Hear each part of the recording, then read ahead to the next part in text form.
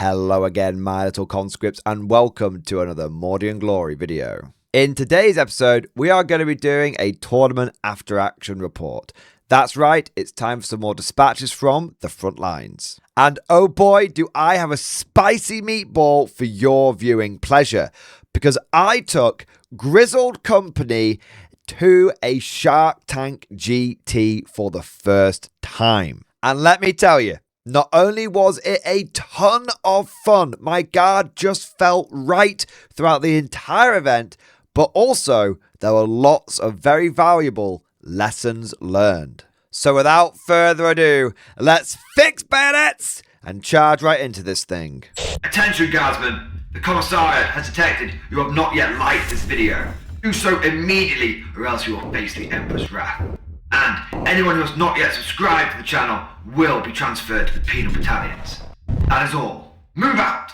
As is tradition, I want to start off with a few thank yous. I want to say a big thank you to the tournament organisers, the Northern Warlords, for putting together another fantastic event. I've been going to the Warlord events for years, and there's a good reason for that. They always do a really good tournament. And one of the unique things about the Warlord events is they're very much on the cutting edge of the competitive meta.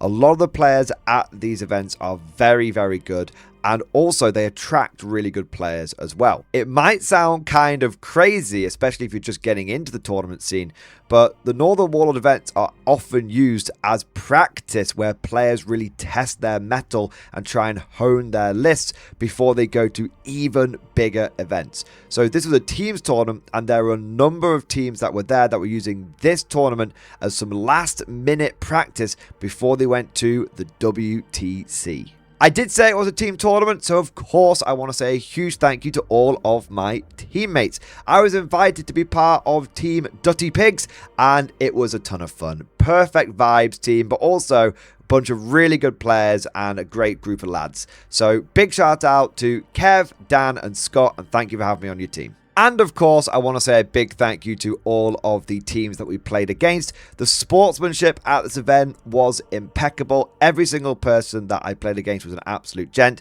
And as you'll see throughout the games, there are even some really great shining examples of sportsmanship that took place during the game. And I want to say a big thank you to the host of the tournament, which was Element Games.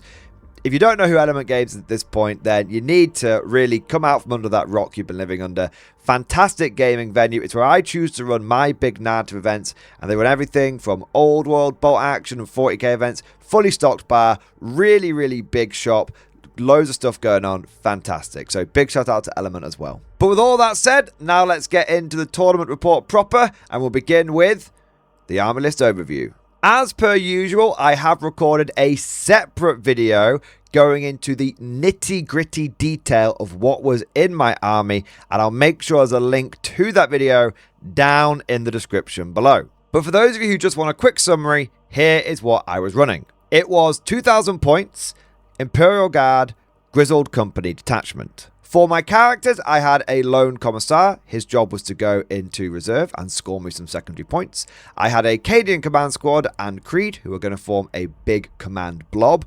And then I had 2 Lehman Russ tank commanders, because I just really liked Lehman Russ tank commanders, and they were armed with all of the plasma. Executioner plasma cannons, plasma sponsons, lance cannons, heavy stubber, and hunter killer missile. For my infantry, I had 6 20-man blobs of Cadians. That's right, we were going old school with this and taking a lot of infantry. I also had a single 5-man squad of Ratlings to do a little bit of secondary game.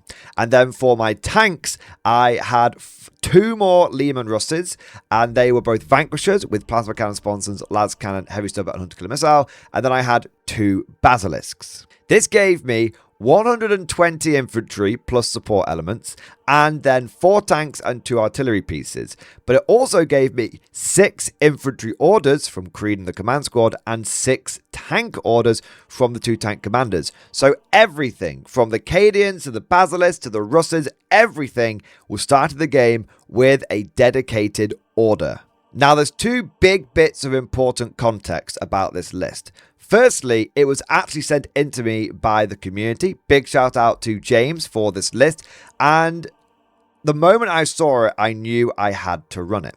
Because I'd been messing around with some Grizzled company lists, and I've been struggling to really focus the list and get one that I was comfortable with. And then James sent me this list, and he just titled it Perfectly Balanced, as all things should be.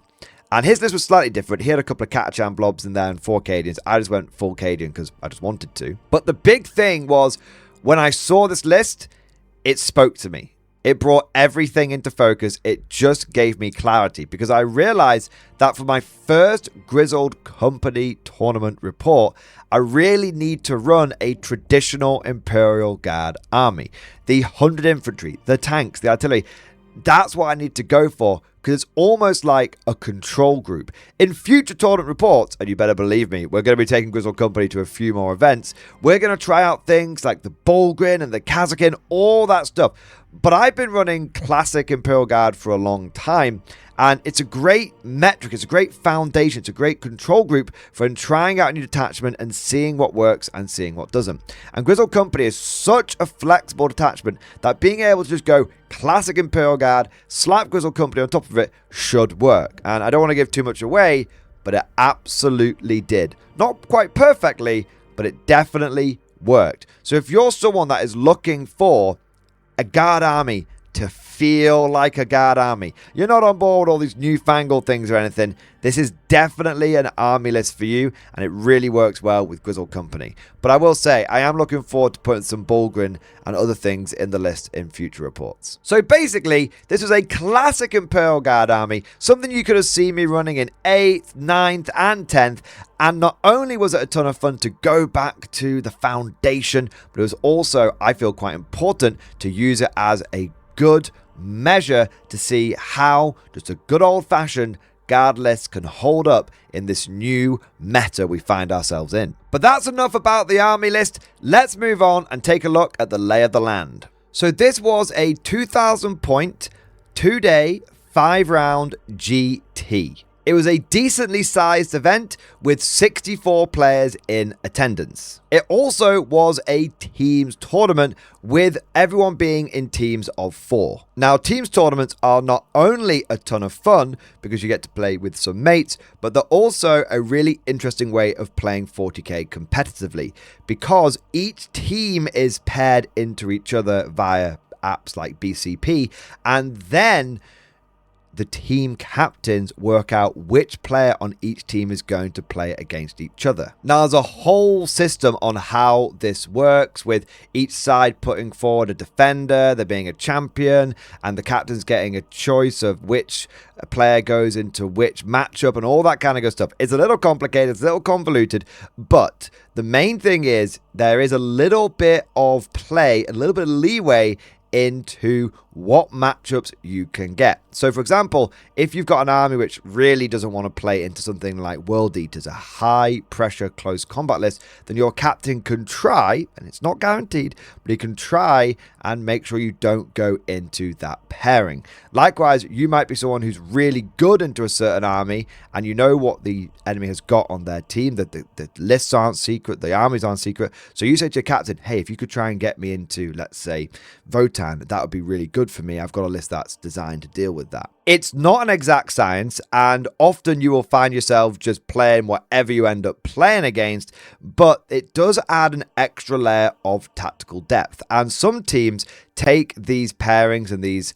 little matchups very, very seriously, and they'll have something called like a matrix where they've got each player's list, and they'll be marking whether it's green, yellow, or red, and that determines whether it's good into a certain matchup or not. And they'll go through all of this before the event starts, because all the lists are public, and they really, really get into the detail of where the good matchups are and where the good matchups aren't. If you've ever watched like a live stream of a team tournament, sometimes you'll see the two team captains, and they're trying to work out which player's going to play which, actually bust out something like a tablet or a laptop, and when they're doing that, that's because they've got the matrix on there, which is showing them this is what my player says he's good into and what he's not good into in this particular matchup. So like I said, teams tournaments are fun, but they can be a little hardcore, and this event was certainly competitive. Nearly every single player in attendance was a tournament veteran, and not just of 10th edition.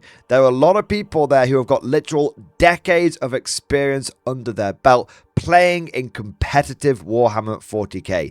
To say this event was a Shark Tank would be a little bit of an understatement. Like I said in the thanks part of this video, a lot of the players here were using this team tournament, which was already very competitive in its own right, as practice for going to even bigger and competitive tournaments. So it was a pretty spicy event, but everyone was an absolute gent to play against. And you do find this when you go to really, really cutthroat events. Actually, the people you play against are some of the nicest, fairest, most sportsmanlike people you will come across. There's a little bit of a reputation that competitive play can be kind of sweaty. And I find, yeah, maybe actually sometimes in the lower tables and the mid tables you find that. But when every table at this event is basically a top table in terms of the caliber of player, then you find that everyone is just on the level. They know what they're doing. They've played so much Warhammer that they just are very, very generous, very kind, and very sporting. Oh, one last thing I want to mention about this event. It was a WTC event. That means we were using WTC terrain, which is exceedingly dense. And why you'll notice there's probably quite a lot of assault armies that I end up playing into at this tournament. And also it uses WTC scoring, which means rather than having a straight up win or loss, if you're ahead by 1 point, you get a win. Players need to actually be ahead by 5 points in order to get the win, because there is a scoring differential. So for example, if both players scored 50 points, that would be a 10-10. Essentially, each player gets 10 tournament points. If one player has got 50 points and one player has got 54 points, they're still within 5 points of each other, so that's still a 10-10.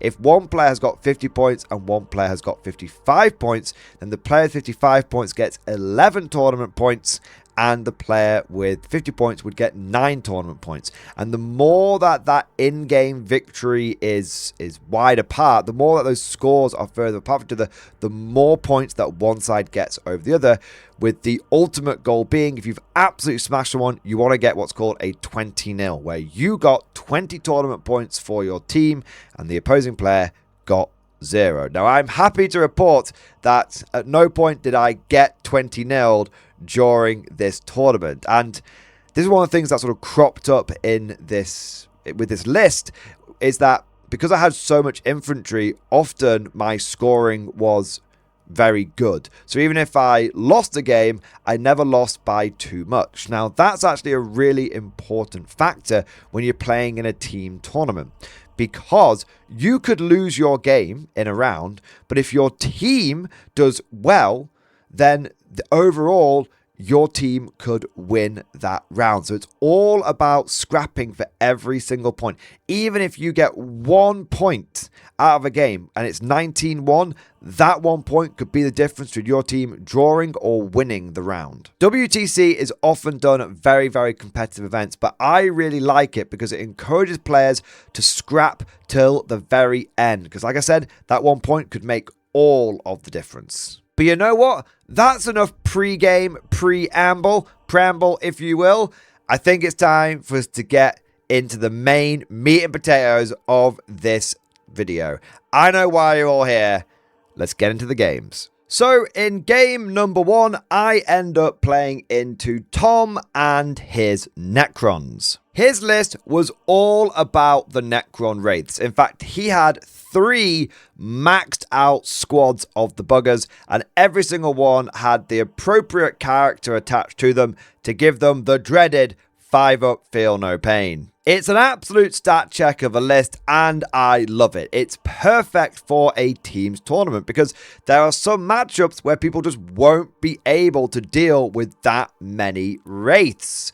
In addition to all of the little scuttly bastards, he had a unit of flayed ones, he had 3 of the Doomstalkers, he had a Doomsday Ark, and then there were some ancillary support units. The mission we were playing was Scorched Earth, and the deployment was Tipping Point. Speaking of deployment, I went for a classic Mordian deployment.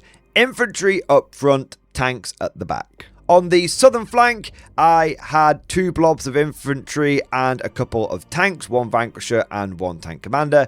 And then everything else was basically bunged in the middle and towards the northern part, because that is where the line of sight blocking terrain was. And I did not want to be on the receiving end of multiple doomsday devices, because there were actually some interesting fire lanes on this board. This is actually a heavy WTC board. And what's interesting about heavy WTC boards is there's a lot of terrain, but often the firing lanes can be a little bit more generous. So if you ever find yourself on WTC and you're playing a shooting army, even though it seems kind of counterproductive, pick the heavy board. You'll probably find it a little easier. As for the Necrons, Tom went for a Doomstalker and some Wraiths on the south. He went for a Doomstalker and some Wraiths in the middle. And he went for Doomstalker, Doomsday Ark. He had some of the snaky Destroyer boys. You will refrain from such unscientific terminology in my presence.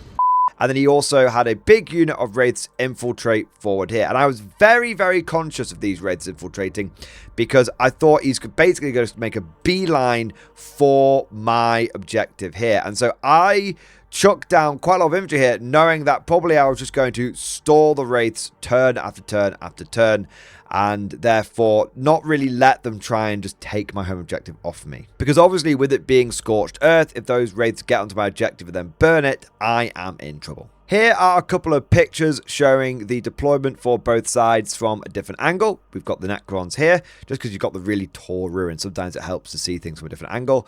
And then we've got my deployment here. And you can see my Ratlings have tucked into this building there. We rolled off to see who would get the first turn, and I got the first turn, which I was actually really happy with. Because normally in 40k, you don't want to get the first turn. But when I'm playing against infiltrating Wraith bastards, and I know I'm facing a little bit of a pressure army here, I want the first turn because I want to make space. I want to send waves of infantry forward that can essentially slow the enemy down. Also, I don't mind going first because I have Basilisk. This is what I love about indirect fire.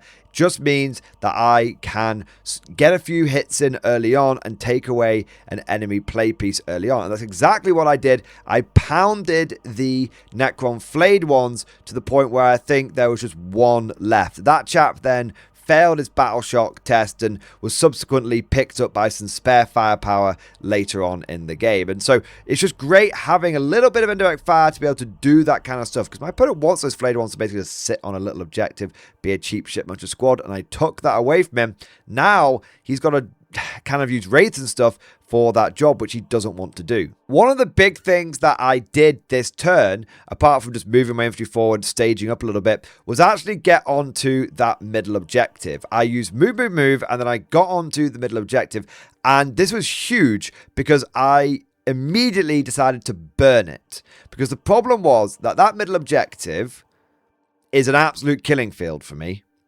If I go on there any later turns, I'm just going to die. And my opponent, his Wraiths are so tough that he could probably just sit on the middle objective and just claim extra primary points. So even though it's a little bit ballsy, I basically move blocked the Wraiths, took that objective away, tried to take that objective away, and then the game would basically come down to secondaries. And if I can keep taking away my opponent's little shipmunch units with my artillery, then that's going to work very nicely for me, because I have much better secondary game than my opponent. My opponent doesn't want to have unit of Wraiths doing sabotage, doing established locus or anything like that. He wants to be pressuring me with them. But if he's got no shipmuncher units, then it means he has to use good units to do those secondaries. And so basically take that middle objective away, get rid of his ship munchers, that was my game plan, and then let's see who can win on secondaries. So then we go into Necron turn 1. Quick heads up, this picture is taken at the end of Necron turn 1, but also I've done a little bit of my turn 1 movement as well. So apologies for the confusion there. I'll take you through what happened Necron turn 1 and then what happened in my turn 2. Then we get into Necron turn 1. Just to let you guys know, this picture is taken at the end of my turn 2. So I'll cover Necron turn 1 and my turn 2 with this picture. Tom decides to play it a little bit cautiously because he's worried that my guard has got the firepower to blow him off the board. Now, I'm going to say straight away, I think that was a mistake because I do not have the firepower to chew through all of those wraiths. If he had just taken all his wraiths and just bum rushed them at me, I would have been in trouble, but he didn't do that. Instead, he sent one unit of wraiths forward, staged everyone else up, and was basically like, okay, I'm going to get ready for a big turn 2, turn 3. Now, turn 1, he manages to kill nearly all of my guardsmen that are on that objective there, but he doesn't quite kill all of them. I have about 7 left. This is because I use a combination of take cover to give my guys the better save, which I use snap to it to flip them into that order. So that's one command point. And then I also use the go to ground order to give them cover even when they're out in the open. And that protects them from a lot of the Necron shooting. And I'm able to do both those because I basically didn't spend any command points in my turn. And I'm actually lucky where I get, even though I spend a command point on that unit, I make the 5 up on the Voxcaster and I get that command point back. Now, because of that, my opponent, he doesn't basically do any damage with his wraiths in shooting. So it's a full brick of wraiths attacking one of my 20-man blobs of guardsmen. But the thing is, even though he's in Canoptic Core, he doesn't have any rerolls on these wraiths because he doesn't control the majority of objectives in No Man's Land. And he just does not roll very well. He rolls a bunch of misses. He wounds like fine, but there's still a few ones there to wounds. And then, because our wraiths are only AP 1 in combat, and I have got take cover on, I'm on a 5-up save against these wraiths.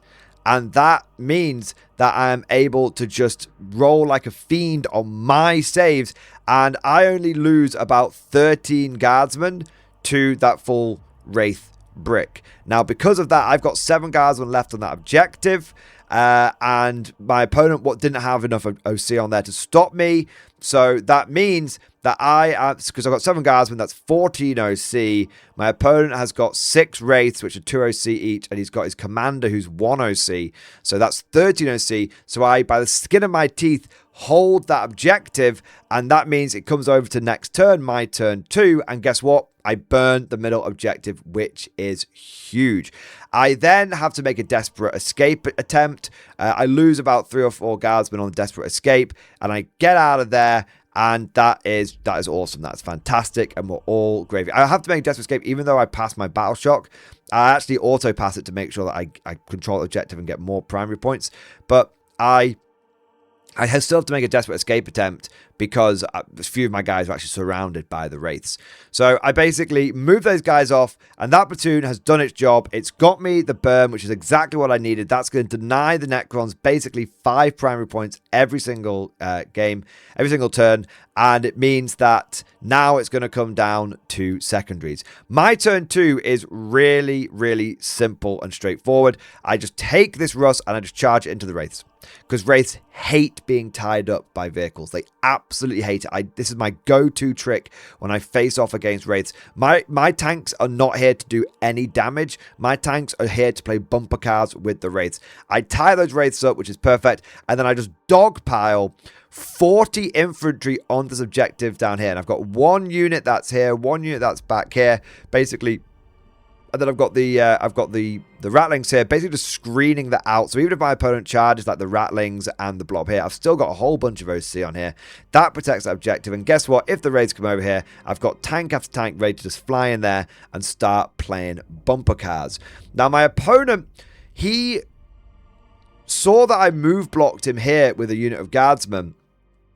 And he actually brought a unit of Wraiths. Instead of pushing forward another unit of Wraiths, he actually brought them round here, staging them up, because he I'm not, to be honest, I'm not entirely certain why these Wraiths ended up here, but they did, and that was good for me because it meant that there was less pressure. Maybe there's a secondary objective involved, but it meant there was less pressure, because if these Wraiths had come forward here, it would have forced me to expend another 20 guardsmen, which, I can do. I've got guards after guardsmen, but I think my opponent was very aware that he didn't want all of his Wraiths to get tied up in combat. And to be fair, that's exactly what I would have done. I would have bumper card here, and if he brought these Wraiths forward here, I would have bumper card that as well with his tank command, and happily just sat there, just tying those Wraiths up in combat. So again, even though I don't really have the killing power, my opponent thinks I have a lot of killing power. And really, all I am doing is playing for time. Every turn that goes by where these Wraiths aren't getting in amongst it, they aren't pressuring me, they aren't tying everything up, they aren't just controlling the board, is a win for me. That's all I'm doing. I'm just playing for time. And what I do with my Basilisk is I take away another one of my opponent's little ship muncher units. So actually, all my opponent has to do ship muncher stuff now. I think it was like a little character that wasn't like lone op or something. I can't quite remember what it was. But all my opponent has now for doing ship muncher jobs is like a unit of these like snaky destroyers. That's it. Everything else he has in his army is something that is valuable. So this means that whenever secondaries pop up, which a lot of them are like action related, I just he just has to use a unit of Wraith to do them. Also, there is a unit of like Tombstalkers or something that are holding this objective, but because of my Basilisks, my opponent can't really move this unit of Wraiths off here without risking me Basilisking those Tombstalkers away. So you can see how even though my opponent has all of this pressure, because he doesn't have enough ship munchers in his list, I'm able to basically force him to do things with his units he doesn't want to do. So we go over to Necron turn 2, and my opponent falls back with the Wraiths here onto this objective. He takes the Wraiths that way here and moves them over to here. So he's basically redoing his deployment, as it were. He's seen that if he tries to go down here, he's just going to get move blocked and bumper card. So instead, what he wants to do is basically overwhelm this flank while securing this one. So he moves it. That's what they were doing, I guess. Good. I just see that now in the after action. Okay, interesting. So he takes the Wraiths, moves these over here, takes these Wraiths and moves them into the fight over here. And he charges and he gets into a bunch of my guardsmen. And I managed to have about 5 guardsmen survive, because again, I just see what he's doing. Beginning of the fight phase, I just flip my guys into take cover order, which gives me that sweet 4 armor save, which is doing so much work for me. And my opponent, again, he doesn't control. I mean, he does actually control half the objectives. That is true. But he just rolls like piss. I'm going to be honest. Tom rolled badly with this unit of Wraiths. This unit here, surviving was okay. This unit here, not killing all these guardsmen was big, but it didn't really make a big difference because I still had more objective control and subjective than him. I expected them all to die. Them not dying was more of a Brucey bonus. He then brings my Leman Russ that had tied him up down to 1 wound, but it's still alive, which is perfect for me. And so at the end of turn 2, the only thing that's really pressuring me is 1 unit of Wraiths. That's it. And so without hesitation, I just take this Leman Russ and chuck it into those Wraiths. Don't even worry about it. Don't even think about it. Don't even hesitate about it. Just chuck that Leman Russ into those Wraiths. I also kill the Scorpec Lord that was here doing like some action stuff. And I just use another unit of guardsmen here to move block these Wraiths because I just don't want them coming down here. And that's basically my turn 3. Now, at this point, we're starting to get a little low on time. So this is the last picture of the game, and it shows the end of turn 4. So I'll take you through very quickly what happened in turn 3 and turn 4. We didn't get to turn 5, and we decided just to do the hard dice down because both players were perfectly satisfied with where the game ended up and the amount of time that had been taken. Now, you might actually think that with me running 120 infantry that my army was taking up a lot of time, but it genuinely wasn't. I was barely firing any shots. I was barely doing anything other than like bumper carring. I killed a total of like 8 Necron, maybe like 10 Necron models this game. It really wasn't that long. My opponent warned me at the beginning of the game that he was a slow player, and he actually said, do you want me to go on a clock? And I said, I don't care. I didn't mind at all. I was here for a chill tournament. So I do think my opponent used a little bit more time, but I genuinely have no issue with that whatsoever. So what actually happened in Necron turn 3 and battle round 4? Well, because I moved my guardsmen out here, my opponent was worried that I was going to run onto his objective, and that's absolutely what I was going to do. So he moves a unit of wraiths forward here, and he just starts butchering all these guardsmen there. But that's fine, because it's just keeping those wraiths back there and not towards my objective.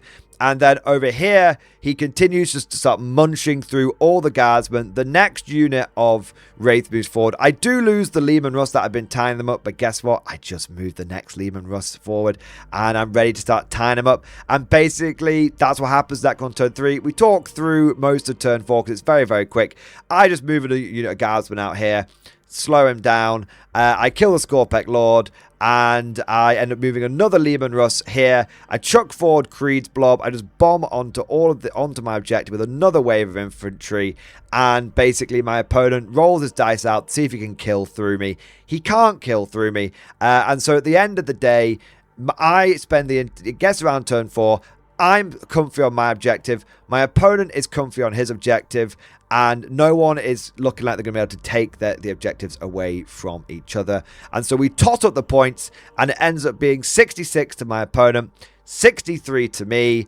And that is a draw, a WTC draw. So it was a 10-10. So what are some post-game thoughts from this first round?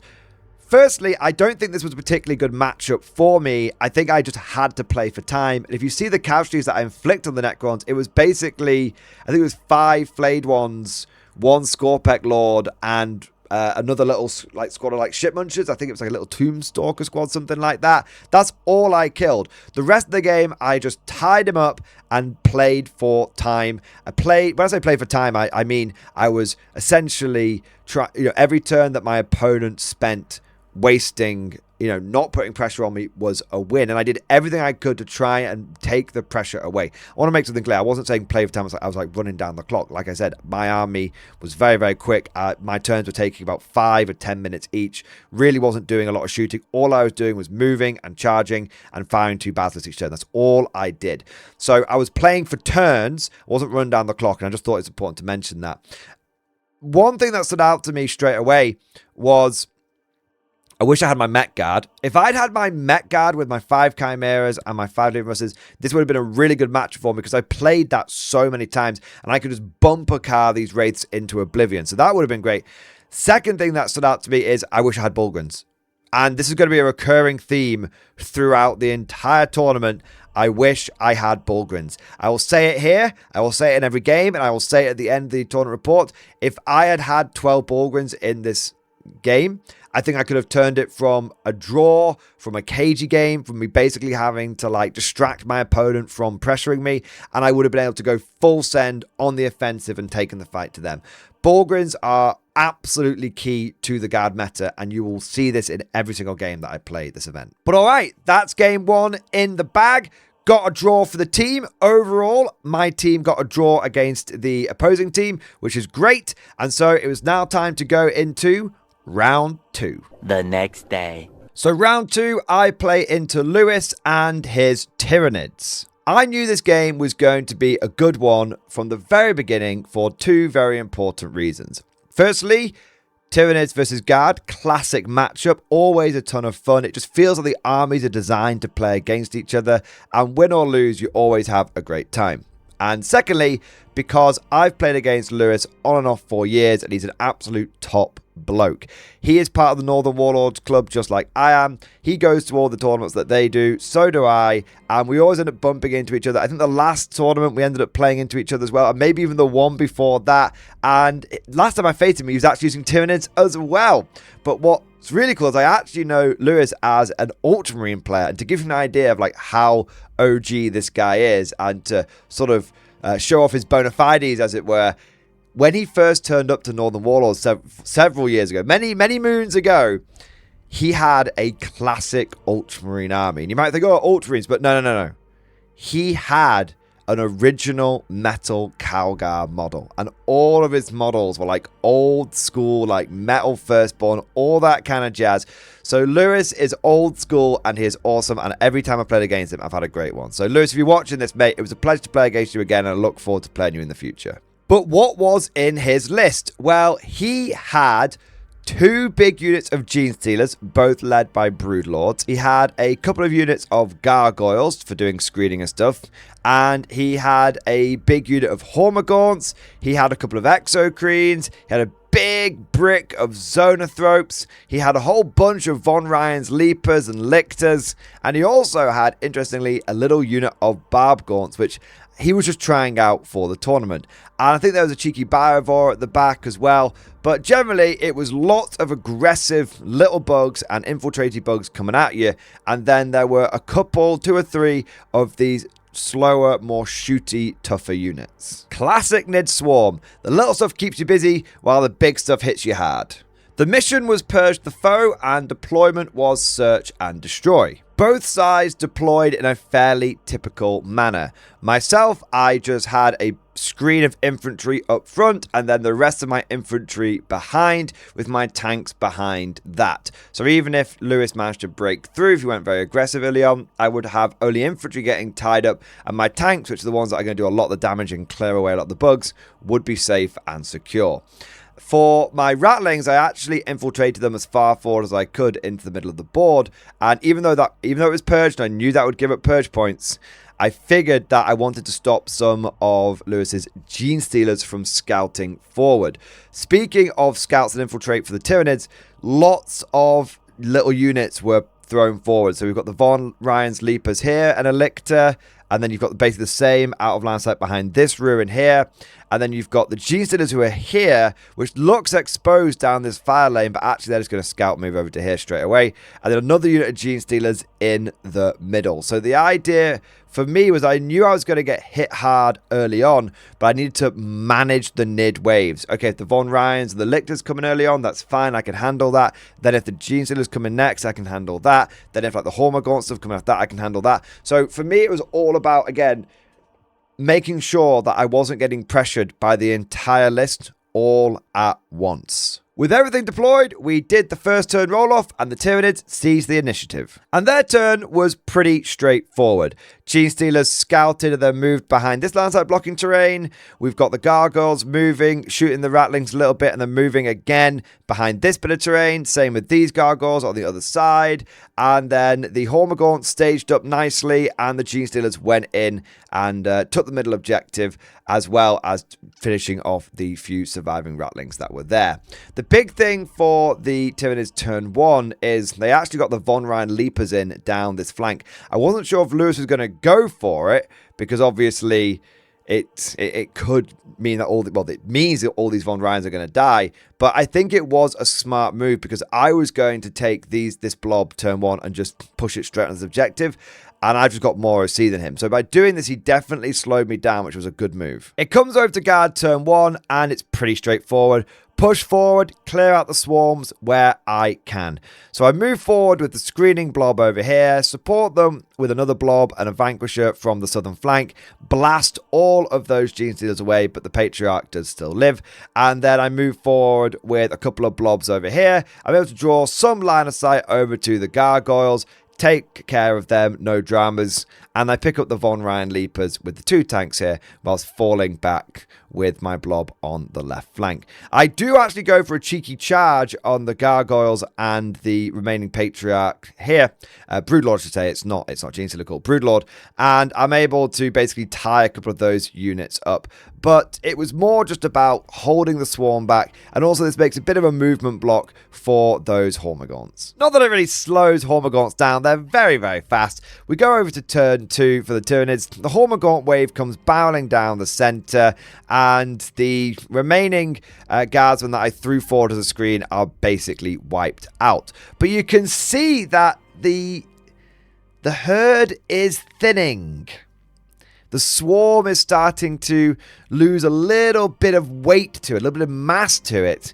And you can see that really, once these Hormagaunts are dealt with, it comes down to the shootier, slower units of the Tyranids. So if I can deal with these Hormagaunts and the remaining Genestealers, I'm going to be in a really good position. And well, that is exactly what I do. I move forward my remaining blobs. I finish off the Broodlord that was in the middle. I basically wipe out the remaining Gargoyles. I Basilisk away the remaining Genestealers down here.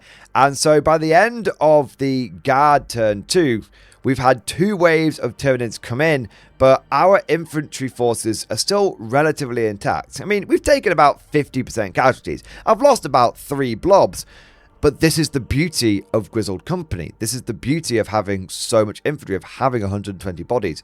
If this had been my traditional 80 bodies that I've been running with the Guard, I'd be down to 1 blob now and things would be looking very dicey.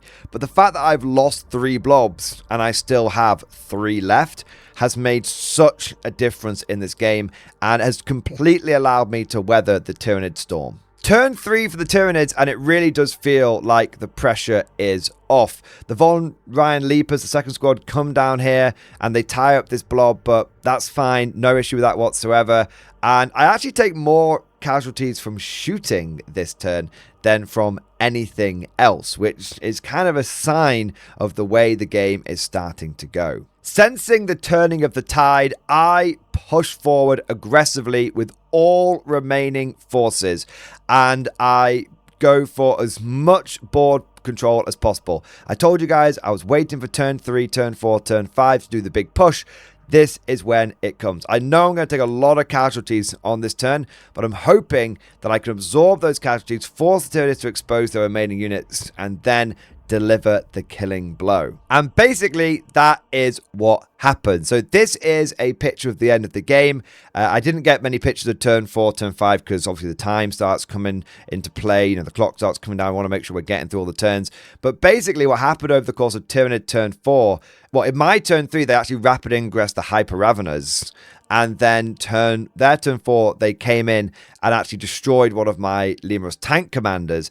And then I also lost another Leman Russ to the Zonothropes, who blasted it. But then I hit back with my remaining... my infantry basically didn't take any casualties to turn 4. So I hit back with about 50 infantry, 2 Leman Russes and 2 Basilisks. And I started using the Basilisk in their assault gun role, where I actually do direct fire so they can hit on 3s. And between this firepower, easily dealt with the Hyper Raveners, even though they had a fight, feel no pain, easily dealt with them. The remaining Plasma Commander doing some really solid work. And then I actually ended up picking up one of the Exocrines as well and clearing out all remaining scraplets of Tyranid infantry. I think the only things that were left was like 1 Von Ryans and 1 Lictor, and that was it. And that was my turn 4 response. Turn 5, the Tyranids go for another bit of a push, but my tank commander that they go for with the Zonothropes actually survives. And then my turn 5, basically because I've got bottom of turn scoring, I just flood onto every objective that I can, get maximum scoring, do what damage I can, but at that point, I'm basically doing a quick 2-minute turn and just doing the scoring.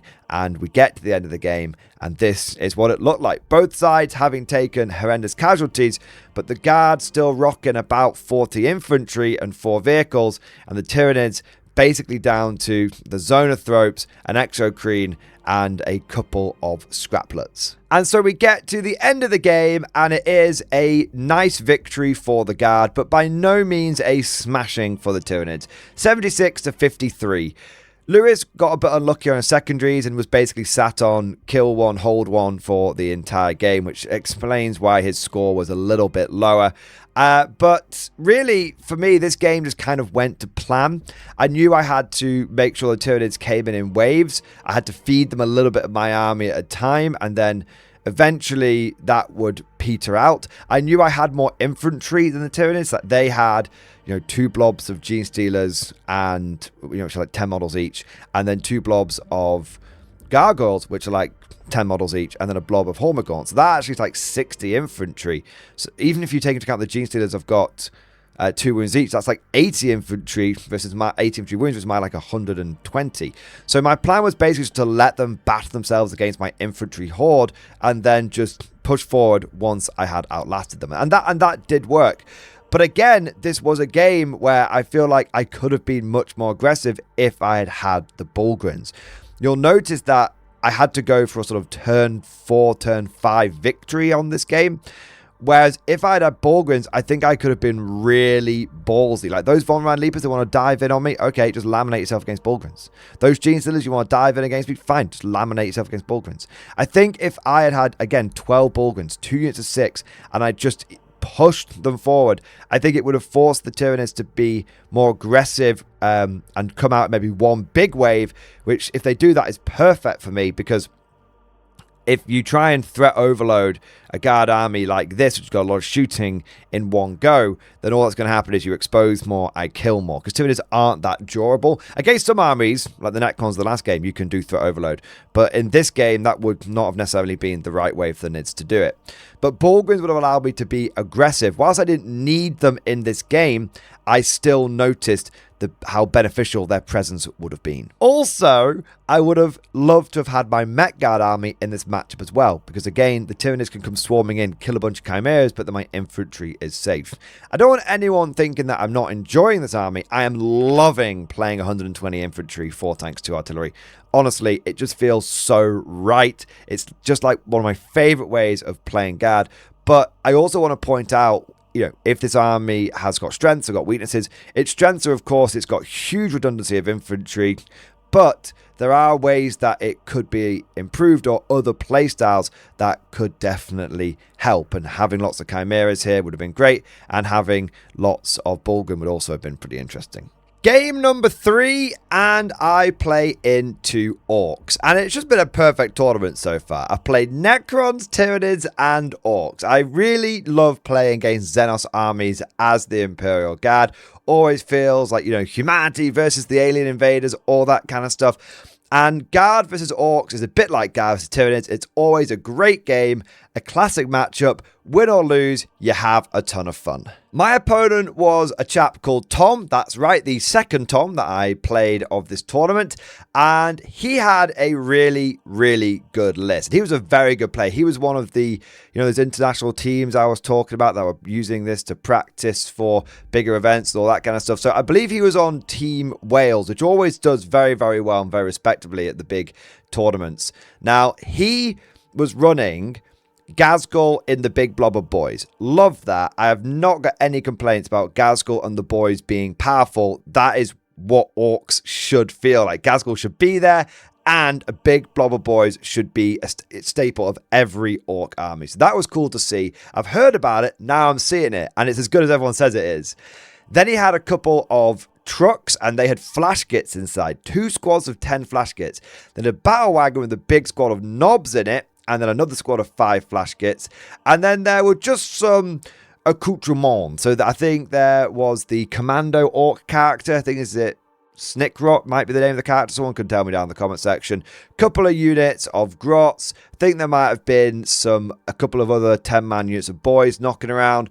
But you get the idea. Basically, it was flash kits, gas, knobs, trucks, and then a bit of other stuff knocking about. Now, I saw this list and straight away went, oh dear.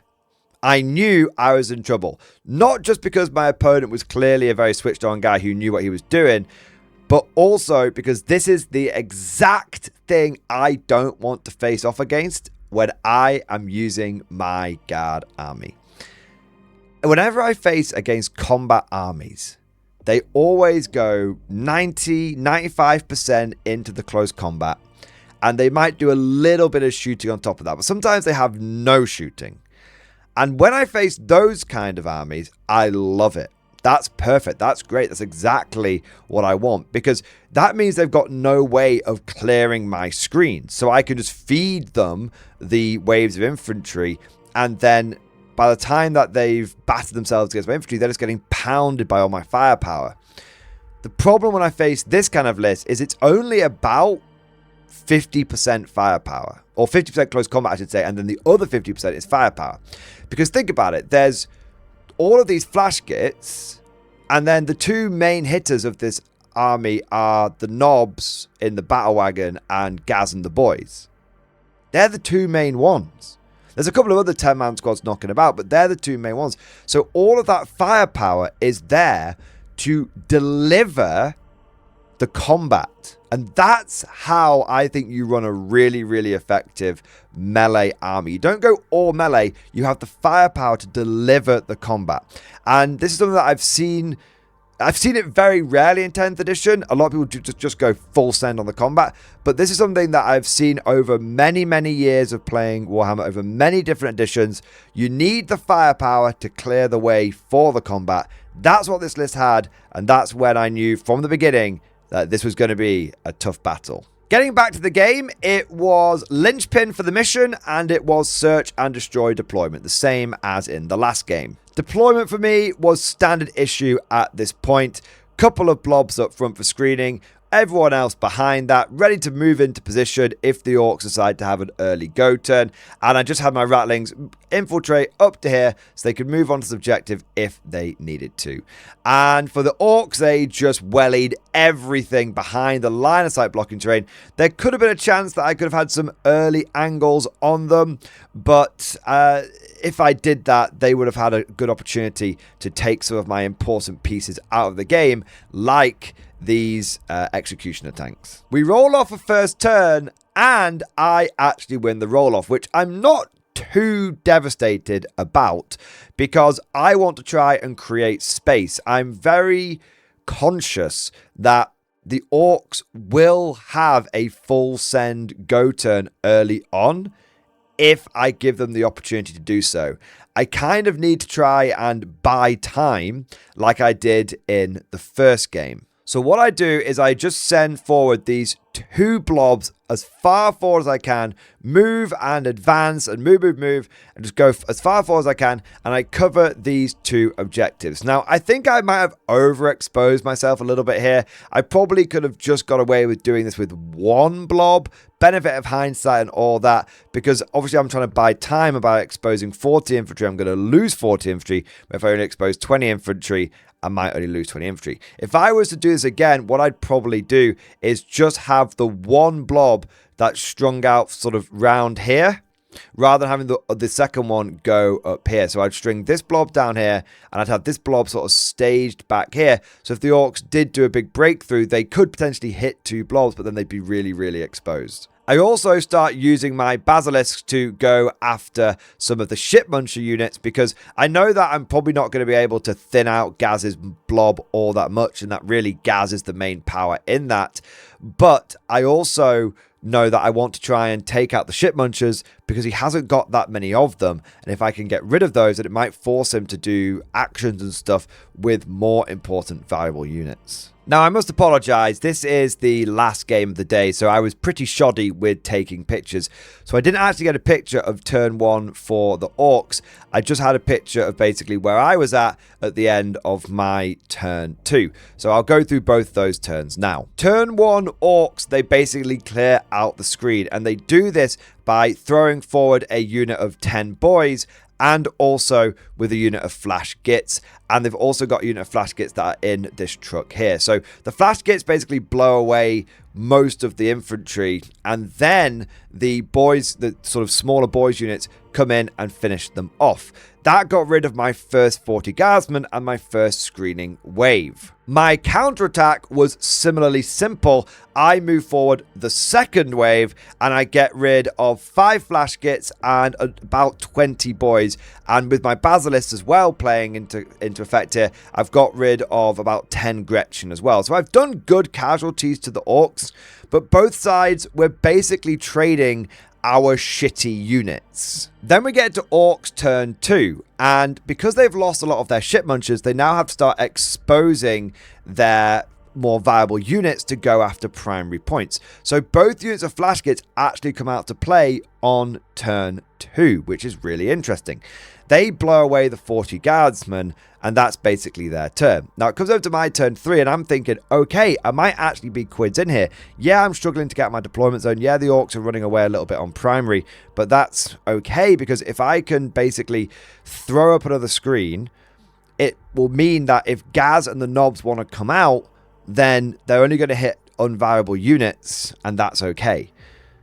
I move out and the big blob of flash kits, one of them just goes Overwatch and just destroys one of my blobs. Between Overwatch and various abilities and stratagems they can play, he just destroys one of my blobs, and it completely scuppers my plan. Completely and utterly scuppers it, because now I don't have enough infantry for the screening. So I try and do a bit of a dispersal tactic, so I send my tanks off all over the place, because I'm trying to draw one unit down one way, one unit down another way, split the forces, and then I could try and hammer them. But unfortunately, my opponent just doesn't really fall for it. And so what happens is basically, due to that Overwatch, it was a perfectly timed Overwatch. I cannot fault my opponent at all. It was actually a pleasure to see it. Like, when it happened, I just went, oh my god, I'm so screwed. But it was really well timed, and that basically exposed my forces. You can see my screen here is basically collapsed, and this is when turn 3 and the orcs come out to play. And you can see here, this is the situation at the end of orc turn 3. They have just completely broken through my lines, and there's nothing that I can do to stop them. And the remainder of the game was basically the orcs just clearing up, because I've got linchpin, but they're just able to sit things on the objectives. No dramas whatsoever. In the end, I managed to scrape out 1 tournament point from my opponent. So it was 19-1 in their favor, and it was a bit of a smashing on my side. Lessons learned from this game: it was really interesting to be on the other side of my classic win turn 4, turn 5 tactic. If you notice, when I play a lot of these games, I try and draw my opponent out and then go for the big push on sort of turn 3, turn 4, turn 5, whereas a lot of Warhammer players try and go for a big go turn around, sometimes turn 1, but mostly turn 2. My opponent basically used my own spells against me. He waited until my screens were cleared, and then he went in. And because he had the ability to clear the screens without his combat units, but by shooting, it made a huge, huge difference to the outcome of this game. I think my opponent played it absolutely perfectly, and I would say that this is a fantastic example of how you should be playing an assault army. Everyone is so obsessed with going turn 2, go turn, go, go, go, and I just do not think that is the way to do it. Have your firepower, clear the screens, get amongst them, and be patient. Turn 3, turn 4, turn 5 is where I think the true victory, the true go turns of assault armies are, and I think Tom did a fantastic display of showing that. Would Bullgryns have made a difference in this game? I think so.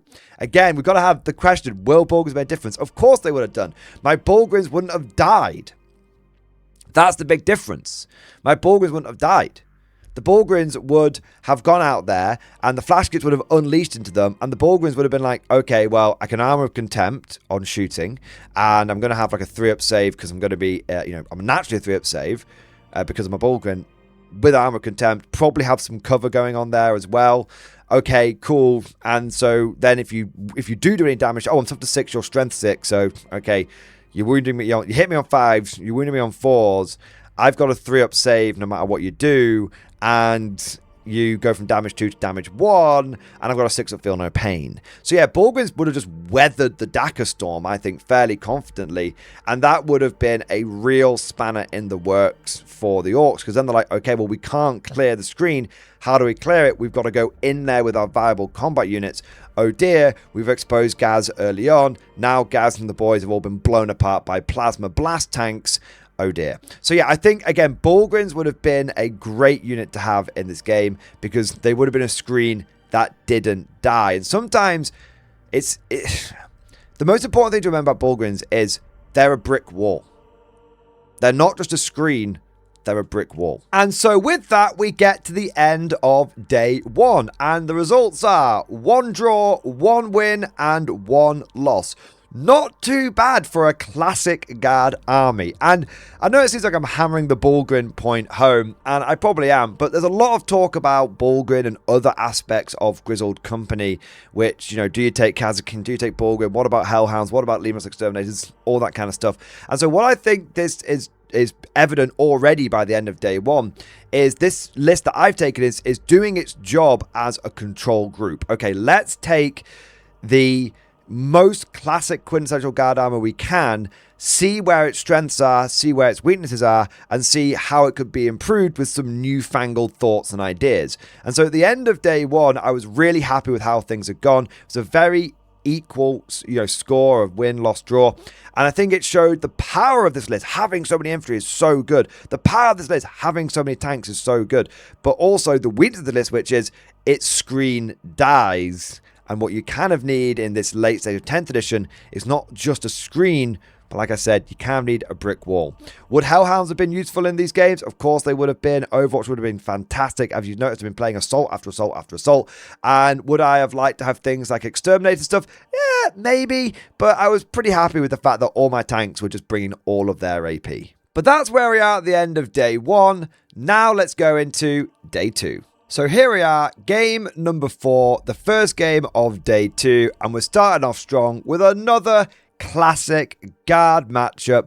The Bugs are back for revenge. But this time they had a new Hive Tyrant leading the force, and this was Adam, whose nickname was Adam Full Send.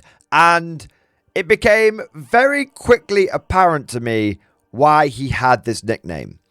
Because this list, and I got chatting to him a bit at the tournament, and every list that he builds is all about going full send every turn, every game. In Adam's list, he had 3 units of 10 Gene Stealers, every single one led by a Broodlord. Now, that is a Billy Big Bollocks maneuver, and I have to say, I'm a big fan. I love Gene Stealers, and if I was to run a list like this, I would definitely probably go for 30 Gene Stealers straight away. He also then had several units of Hormagorn. So it's all moving quickly. It's all charging. And then he had a couple of Tyrannofexes, which he uses as just like sort of long-range anti-tank pieces. And he's got an Exocrine as well. And then we've got a big blob of Termagants and a Hive Tyrant. And there's also little lictors and things knocking around the place. So basically, it's all pressure all the way, and the idea is that it just keeps throwing itself against the enemy turn after turn after turn, keeping them busy, keeping them pinned down, and mass casualties are expected. But by the time the enemy gets up for a breath of air, by the time they get a moment of respite, the game's over and the Tyranids are very far ahead on points. Well, at least that's the general idea. Now, the mission for this game was Linchpin, and the deployment was Crucible of Battle. For my deployment, standard issue. As you can see, screening blobs up front, other blobs behind, tanks at the back. We've been here before. We know the standard operation for dealing with Tyranid swarm tactics. And then we threw our Rattlings up front because we want to try and slow the Tyranid swarm down, especially with all of these scouting Gene Stealers. Now, interestingly, I actually put my infiltrators down well after Adam because I wanted to see where his Gene Stealers would go. Then I could put my Rattlings to try and counter their scout. That did mean that I ended up letting his various lictors and stuff infiltrate into positions that were good for them, but I was okay with that because for me, I was thinking, we're going to come to that sort of classic turn 3, turn 4, turn 5 kind of like vibe, where we try and win on the later turns, so slowing him down is the more important thing. Adam, of course, went full send, and therefore put everything on the line, like an absolute Giga Chad. With all the units deployed, it was time to see who was going to get the first turn, and I really wanted the first turn because I wanted to push my blobs forward, create some space, and then also start whittling down the Gene Stealers with the Basilisk. But unfortunately, I didn't get the first turn, which is a big problem for me because obviously this means that Adam can now run at me, and that's exactly what he did. Gene Stealers and Hormagaunts staged up behind the ruins here, and then he actually went for a big push early on and went for a charge with a unit of Gene Stealers and a Broodlord and Death Leaper and a Neurolictor, but only the Neurolictor and Death Leaper actually made it to me. The most important unit, the Gene Stealers with the Broodlord, just didn't make the charge even with a command point reroll, and they were stuck basically out in the open. You can't quite see where they are, but they're basically between this big ruin here and this big ruin here. Now, this meant when it came over to my turn 1 that I was able to push forward with my infantry, and more of the Tyranids had actually been exposed than I was expecting. I wasn't expecting him, even though he told me his nickname was Full Send, I wasn't expecting him to actually go for that early charge. I was expecting to only, pick up a bit of stuff with my Basilisk and then for the turn 2 go turn, but this was a turn 1 go turn, which is awesome. Unfortunately, obviously, it hadn't quite paid off. I pushed my infantry forward, and I am able to easily kill the Broodlord and its attendant Genestealers. I don't get Death Leaper, but I think I do get the Neurolictor. So I am able to clear out most of the things that hit me turn 1, but not quite everything. But I knew that turn 2 was going to be a much bigger turn, and it absolutely was. So this is the position of my forces before Tyranid turn 2. And this is the position of my forces at the end of battle round 2. You can see there's so much that's come at me on that Tyranid turn. We've got Hormagaunts and Genestealers and everything is just piling at me every single turn. Now, what ended up happening is the Hormagaunts came in first. I thought the Genestealers were going to come in first, but he actually had the Hormagaunts in first, and they ended up doing a good job of like mashing up the front line. But obviously, in return, I then counter-pushed and got rid of those Hormagaunts. And he also pushed a lot of Termagants into the middle of the board, but I was able to do some significant damage to them as well. And here we are going into battle round 3. This is where my forces were at the beginning of the battle round. And by the time that we had finished battle round 3, this is what my army looked like. Battle round 3 was a big one. Make or break for both sides. Adam threw everything, including the kitchen sink, in, and he did a lot of damage. He took out 2 Lehman Russes, and he took out basically all of my infantry blobs except for 1, which was the Creed one. But by doing that, he completely exposed his army. And so when I was able to clap back, we were able to pick up all of the Genestealers.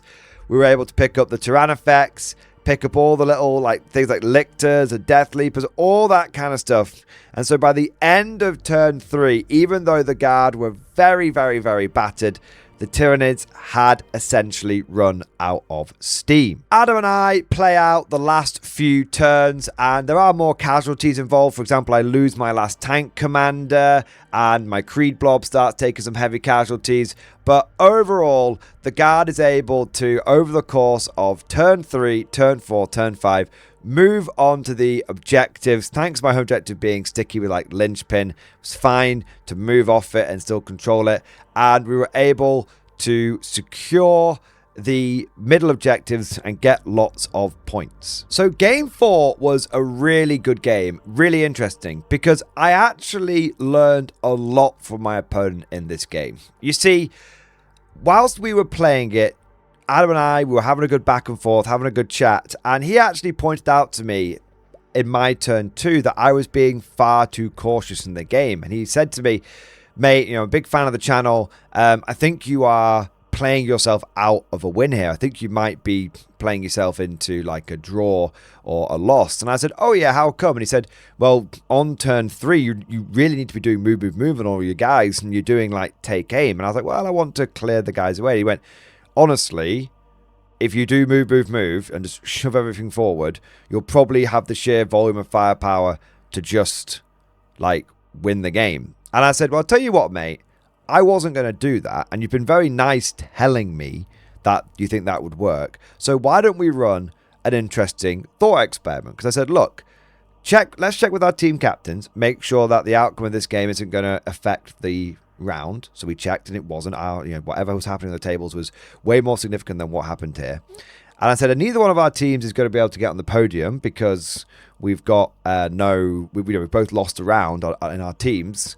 So why don't we do a little thought experiment, and I will do what I would do, and you tell me what you would do instead, and we'll keep track of what secondaries would get scored and wouldn't get scored and all this kind of stuff, and we'll see if it makes a difference to the end result of the game. And if the suggestions that you made would have resulted in me winning the game, then I'm not going to take that away from you because I wouldn't have done those things. Like I said, I'm going to do take aim this turn. But if decisions I make lead me to be getting a draw or a loss, then we'll do that. But if the decisions that you made would lead us to a win, then we'll just call it a draw anyway, because that way you're not jibbing yourself out of, a victory or potentially a draw. And he went, that's a really cool idea. I really like that. He actually had like, fuck it, it's the end of the edition, right? So why don't we just, play this out and have a bit of fun with it? So we shook hands on that, which made sure, gentleman's agreement, no one was getting shafted. And we made sure we weren't fucking anyone else at the tournament and all that kind of good stuff. And so we played it out. And so that's why you'll see on my turn 3, I have that really big sort of like push. Like you'll notice if we go back through some of the pictures here, that, I'm all over the sort of objectives sort of here. And also, by the time that the turn-ins have finished swarming me, I'm still on the objectives. This is sort of something we talked through sort of end of turn 2, sort of turn 3 onwards kind of thing. And it was really, really eye-opening to me because if, what was the end result of this thought experiment? The decisions that I made would have got the game to a 10-10. Like that was an honest 10-10. So that's the score we ended up putting into the app, into BCP. But if I had been way more aggressive, if I had followed the way of the full send, then I actually would have got a 12-8. I would have got a win. And it was like a little light bulb moment, this. And so I have to say a huge, huge, huge thank you to Adam, because you can never play too many games of Warhammer where you can't learn from the players. Doesn't matter how long you've been playing Warhammer, doesn't matter how many games you got, doesn't matter how hot shit you think you are. If someone gives you an opportunity to learn, if someone gives you an opportunity to, point out some things that you're going wrong and maybe you can improve on them and all that kind of stuff, you should always take that opportunity, 110%. So I was more than happy to take some of the advice from Adam, work out how it would have made a difference and all that kind of stuff. And the truth is, if the roles had been reversed, if he had been piloting my army, he would have got it to a win and I would have only got a draw. And that was really, really eye-opening to me. And it made me kind of look back on some of the other games that I played in this event. And I had been playing very defensively. You'll notice in a few of the other games that I was sort of adopting this like sort of defensive posture. And I realized that I was definitely playing very defensively. And I think there's a couple of reasons for that. Firstly, I think I was a little bit out of practice. This was my first Cutthroat GT in about 3 or 4 months. Normally, I go to like a Cutthroat GT or RTT. I normally go to an RTT sort of every 2 weeks and a GT every month. But this was my first time in like 3 or 4 months of actually going to a proper event. So I was definitely a bit rusty. And then also, I've been playing other game systems. I've been playing a little bit of like Conflict and Old World and Bot Action. And in those games, there's a lot more like... I don't want to use the word nuance because I don't want that to make it seem like 40k isn't a nuanced game, because I think there is a lot going on in 40k. I think it's a great game. I do, for all the shit I say, I do enjoy 10th edition. But I think I was kind of playing a little bit Conflict brain, a little bit Old World brain, whereas like I'm trying to husband my like resources, trying to make sure that I've got enough resources to last the full like 6 turns, all that kind of stuff. But 40k 10th edition is very much like the aggressive player's game. It's all about speed, violence, momentum, and I think I've been playing quite conservatively in my games up until this point. And so it's really, really good to have someone point that out to me. And by the way, it wasn't in a condescending way. I can't say this enough. Adam was an absolute gentleman. I would happily give him most sporting from this event because it was just a really, really like good game. Everyone was getting on. There was loads of little bits that were happening and it was just fantastic. So it was awesome. So it was a really, really good game. And the number one reason I enjoyed it is it actually was a game that I learned a lot from, and it made me sort of analyze how I've been approaching my games up until this point. And you'll see that what I learned in this game, I took straight into my next game. And you'll see, if you go back and look at how I was playing in the first 3 games versus how I was playing kind of in this game and in, especially in the last game, you'll see it's night and day on how the sort of lessons learned that I got from Adam was so important. So here we are, game 5, last game of the event, and with the lessons, the preachings of the full send in my ears, I was ready to hit the ground running for this final round of the tournament. I paired into Simon, who is a lovely chap who I've actually played before. I actually played him at the last tournament I went to, which was the fun Christmas one. And he had the Chaos Knights, and he utterly wrecked me when I was running my very fluffy sort of Krieg-style army. But that was only sort of a fun event. Now, it was time to get down to serious business. And he was running Catan spam. That is right. He had not one, not two, but I think it was 5 Catan? Maybe 4. There was 3 Transcendent Catan and the Void Dragon. So it was a lot of Catan. And then he also had a big unit of Wraiths, and he had some little units like Flayed Ones and Tomb Blades. The mission was Hidden Supplies, 6 objectives on the board, and the deployment was Crucible of Battle. Now, interestingly, Simon was running his army in Hypercrypt. I think he was doing this because he was using it as practice for another event, like a really big one. It might have been the WTC. And he wasn't sure whether he was going to go Pantheon or Hypercrypt. So he had already practiced with Pantheon, I think. So now he was using Hypercrypt sort of in this tournament to make the final determination. Either way, it's a lot of Catan. Now, for his deployment, Simon just kind of like chucks all his stuff down because in Hypercrypt, so he'll be picking it up and redeploying it throughout the game anyway with all the uppy downy stuff. For myself, you can see I have gone more aggressive. All of my army is basically on the front line. The tactics of the full send were in play. Now, this wasn't just being silly. I looked across at the enemy army and I realized they were very unlikely to get a turn 1 charge because Necrons are kind of fast, but they're not that fast. So I thought, okay, he's probably going to do a lot of uppy, downy, and teleporty. He's probably not going to get an early charge, so I can go more on the line and then be more aggressive in my game. With the armies deployed for this final round of the event, we roll off to see who gets the first turn, and Simon got the win. Just to point out, it was 5 Catan. I've just noticed in this picture because he had the Deceiver as well, so just no Nightbringer. And in a very aggressive fashion, he moved all of his army forward. There was a slight correction to this movement, which you'll see in the next picture. He moved all of his wraiths forward and then just left his little destroyer on the back objective.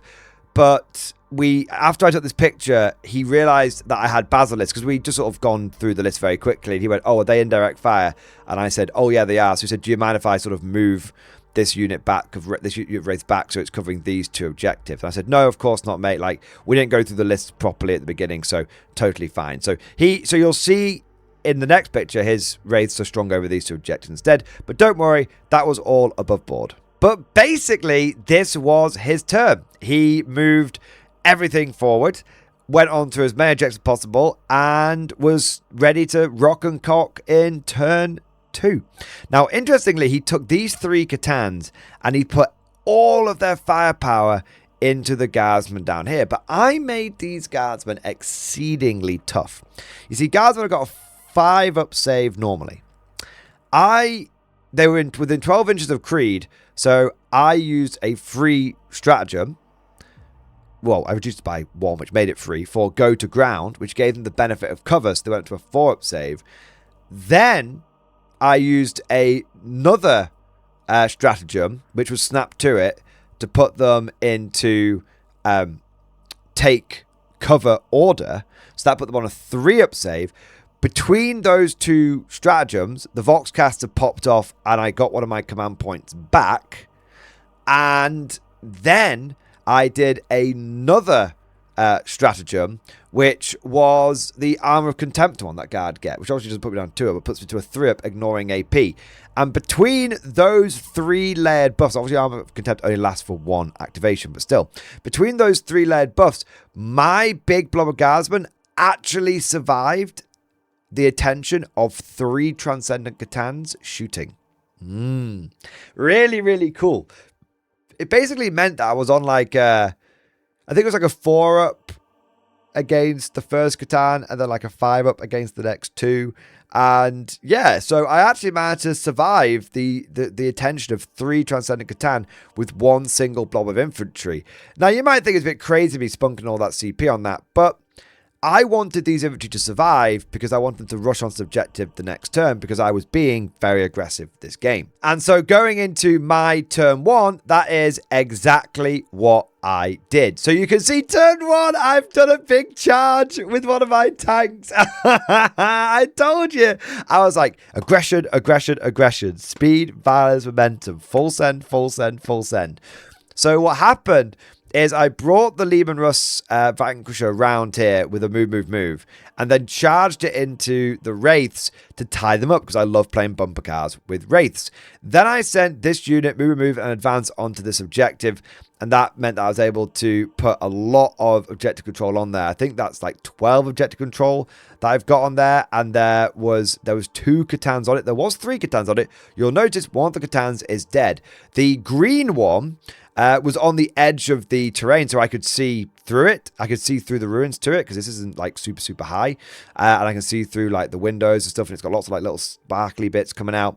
And so between the fact that I had 1, 2, 3, 4 vehicles down here shooting at it, and then before this thing charged, it shot it as well, I was able to kill one of the Catan, and I killed the Tomb Blades as well. And I also killed the flayed ones as well too. So I actually killed a Catan and then a couple of ship muncher units. And then basically you can just see I have just dogpiled onto 3 objectives on my turn 1. You can see there's a huge difference. In the first few games that I played this event, I hadn't really been moving on to the middle objectives all that much. Like, not for the first turn or two. I was like, oh, I'll get them later kind of thing. But actually, in this game, you can see I'm like, okay, let's be on all of the objectives from turn 1 from the get-go. And what's kind of crazy is I always used to be a very aggressive player. I always used to be really like, doesn't matter if I take like 95% casualties, that's fine. But like I said, I'm just a little bit out of practice. And so I was definitely being a bit more like focused on force conservation. Because especially against like Old World, for example, where you know, units that you lose give your opponents points. And there's also game modes like that in the Midhammer that I've been playing and in like Conflict and stuff like that. So it just took me a moment. It just took someone pointing it out to me, frankly. Like I said, it just took Adam Full Send pointing it out to me, saying you need to be more aggressive, like you're throwing away a win here. And for me to go, oh yeah, no, you're absolutely right. And suddenly it was like, we're back, baby. We're so back. And so turn 1, I just push everything forward, and you can see I've got my screen set up, and also I'm ready. So even if all these guys die, I'm ready to send the next wave in onto the objectives. Turn 2 for the Necrons. They did manage to kill my Leman Russ with a bit of cheeky shooting. I was kind of hoping that they wouldn't do that, but there you go. And then they also sweep aside my screening units and scraplets down here. But that was all fine because I had denied the Necrons the ability to score any points on their turn 2 because my Leman Russ had more objective control than these 2 guys because it's OC3, they're OC3 because 1 Wraith and 1 hero. And then the Guardsmen down here denied them the points, and then obviously I had more OC on these. So my opponent got no primary points turn 2, and I got 2 objectives in my turn 2. So that was really, really good. And that was the aim of the game, just to keep throwing Guardsmen forward and just denying all the primary for my opponent and getting all the primary for myself. You see, we've switched from that defensive mentality to that offensive mentality. It's not about preserving forces and scoring points later. It's about taking the points now, damn the casualties. Then we go over to my turn 2, and I just push the next wave onto the objectives, and I just run 1 blob down here to screen it out. Bish, bash, bosh. I'll be honest with you, at this point, I ceased to do any meaningful damage to the Necron army. What was doing a lot of work for me in that first turn was all the free Hunter Killer missiles. Once they were gone, I found that my dice went a bit cold, my opponent's dice went a bit hot, and I also just didn't have those big spikes of damage that the Hunter Killers can do, because the Catan only reduce damage by 1 now. They don't halve the damage, which made a big difference. So I'm not sure I actually killed another model in my opponent's army.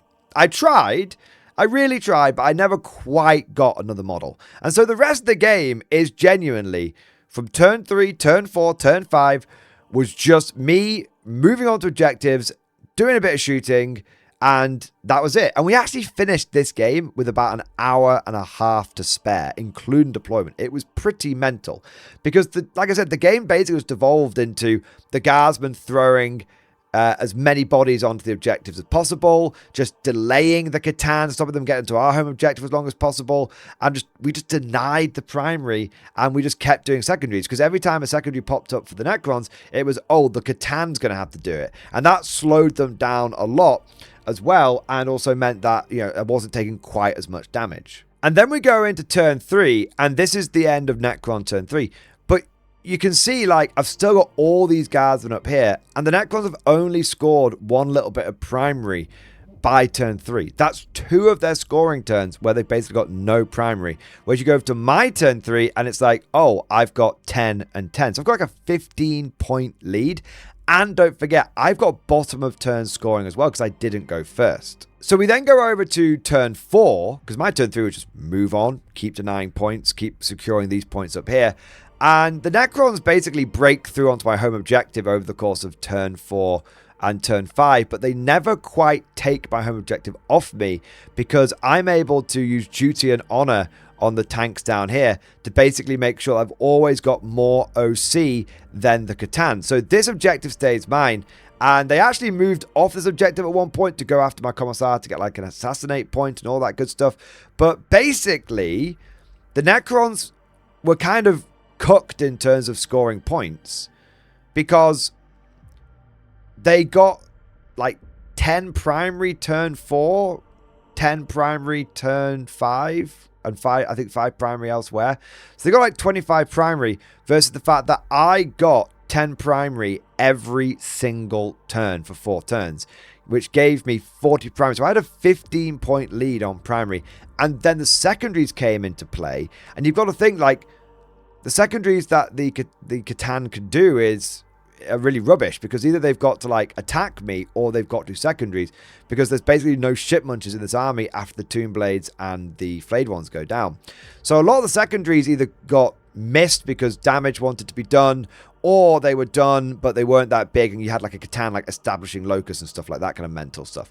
So in the end, even though I only killed 1 Catan, 3 Tomb Blades and 5 Flayed Ones, I actually managed to secure the victory. Overall, I took about 80% casualties on the infantry front and 50% casualties on the tank front, but that didn't matter because I had victory.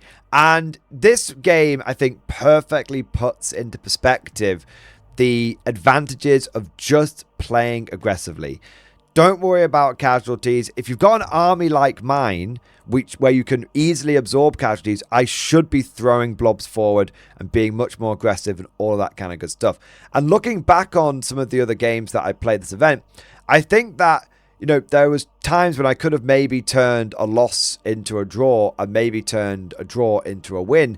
But because I'd been sort of playing more conservatively, almost playing for the draw subconsciously, I had sort of jigged myself out of a better score. But in the end, I can't complain too much, because we get to the end of game 5, we get to the end of the tournament, and I've done all right. And so now the dust has settled, we've got to the end of the 2-day event, we've got to the end of 5 rounds, and I've managed to come away with a very respectable 2 wins, 2 draws, and a loss. And I had to say, I'm very happy with that result. I was definitely a bit rusty going into this event, and after the 2 days of furious fighting, I do feel like I've regained my edge a little bit. And I think that it was just a ton of fun. This tournament especially kind of reminded me about why I love competitive play so much. Everyone there was amazing. Everyone there was familiar with each other, even people who, you know, aren't members of the Northern Warlords Club, because, you know, you see a lot of competitive players turning up to these things because they are used for practice and all that kind of good stuff. It was actually a pleasure to basically play 5 games against people that I knew or quickly became firm friends with.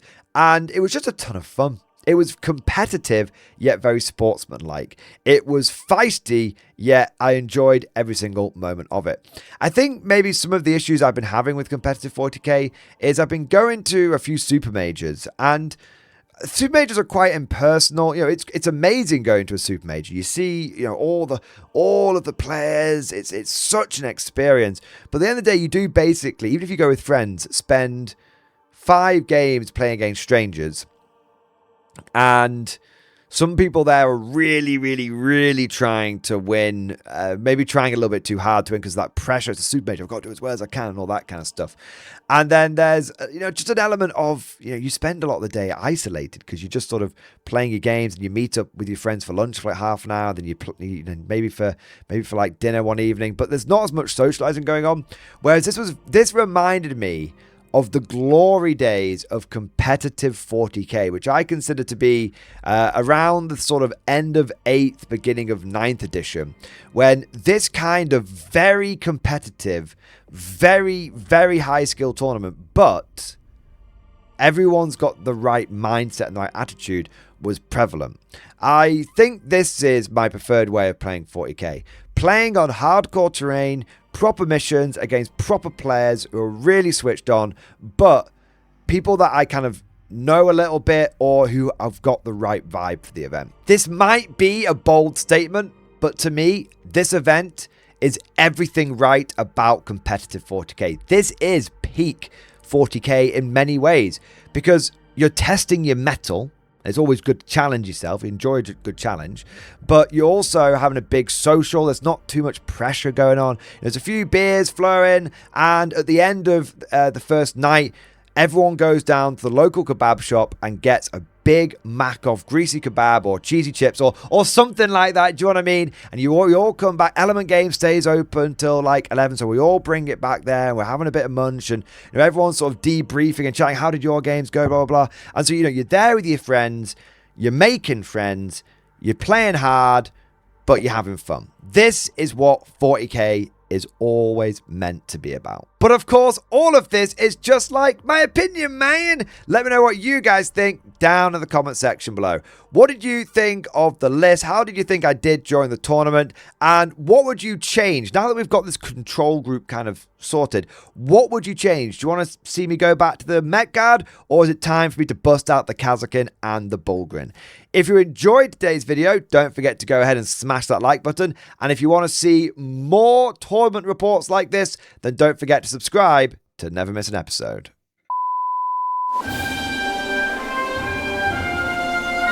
Would you like to know more? If so, then please consider becoming a channel member or patron. By supporting the channel, not only will you be doing your part, but you'll also be helping me create more content for your viewing pleasure and unlocking a whole host of perks. You get everything from a badge next to your name, custom emojis, but the big one is access to the Mordian Glory Discord server, an online community with almost 2,500 active members. It's always popping off in the MG Discord. We've got channels for army lists, hobbying, tactics, stories, and even a pretty spicy meme section as well. For all you greenhorns that wanted to see the Mordian glory hole, today is your lucky day.